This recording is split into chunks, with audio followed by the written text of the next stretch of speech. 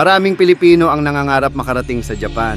Lupain ng disiplina, kalinisan at oportunidad.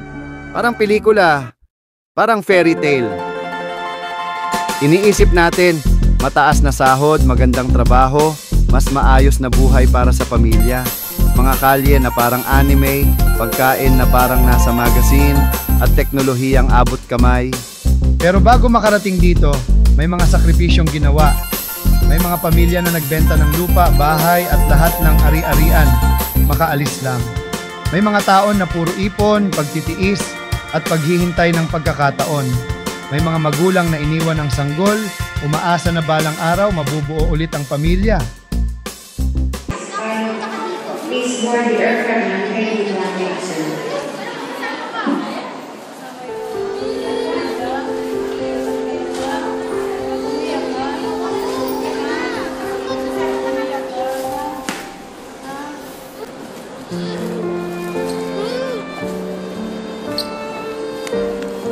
Babalik si Mami nga, o di kaya kayo ni Daddy pumunta sa Silver doon, ha?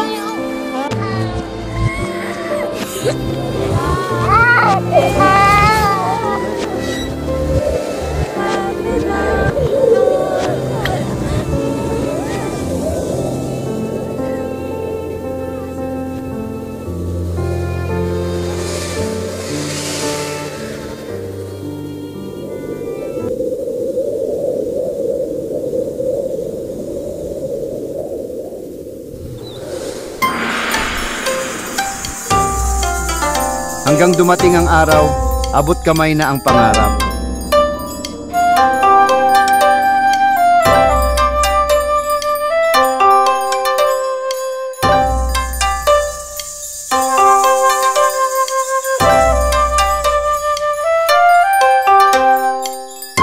Nagkita ulit sa paliparan, yakap na walang bitaw, luha na puno ng saya. At nagsimula ang bagong buhay sa bansang pinangarap. Ito ang pinakahihintay ng marami. Ito ang umpisa ng pangarap ng karamihan na hindi nila alam kung maaari lang hanggang dito na lang. Sana mag-pause na lang ang lahat para siguradong happy ending. Pero, hindi.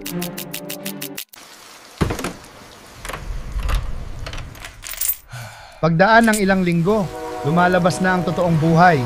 Ang akala ng iba, puro ginhawa, pero ang totoo, puno ng hirap at pagsubok. Trabaho na halos walang pahinga. Paulit-ulit na schedule, umaga hanggang gabi, para lang may maiuwi sa pamilya. Hanggang sa halos wala ng oras magkausap ng maayos ang mag-asawa. At doon nagsimula ang mas mabigat na problema. Sa sobrang abala araw-araw, unti-unting napapabayaan ang mga anak. Wala ng oras makipag-usap, makinig. Hanggang sa magbago na ang ugali, hindi na katulad ng dati. At kahit ang mag-asawa, kinain na ng sistema ng Japan. Laging pagod, laging nagmamadali, laging kulang sa oras.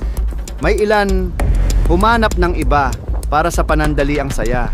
Nakalimutan na kung bakit sila nagdesisyon magpunta rito. Nakalimutan na ang mga gabing magkahawak ang kamay habang pinaplano ang kinabukasan. Tulad ng ibang mag-asawang nag-ibang bansa, minsan ang kapalit ng pangarap ay ang pagkasira ng pamilya. Pero hindi lahat ay nauuwi sa ganito. May mga pamilya na lumaban pa at inalala ang mga pinagdaanan nila sa bawat pagtitiis at sa bawat pangarap na pinangarap nilang makamtan. May mga mag-asawa na sa kabila ng pagod at hirap, mas tumitibay ang samahan.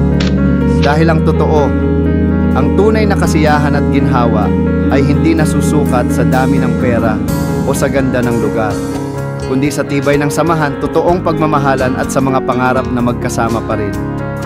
Sa huli, ang totoong ginhawa ay yung umuuwi ka sa tahanang totoo, ang pagmamahal, alaala ng mga pinagdaanan, at ngiti ng mga taong masasabi mo pamilya. Sa ganitong pamilya nagsisimula ang tunay na happy ending.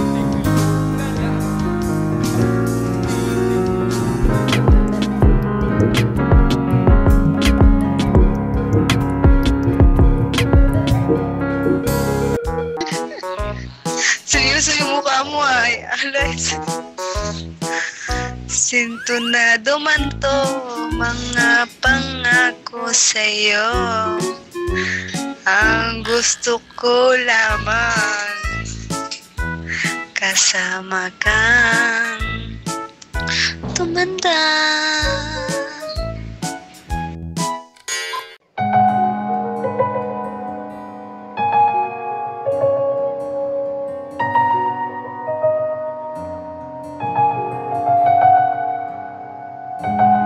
Kahit saan naman maparating, hanap pa rin ay iyong lambing. Kahit ano man ang mangyari, sa'yo pa rin uuwi.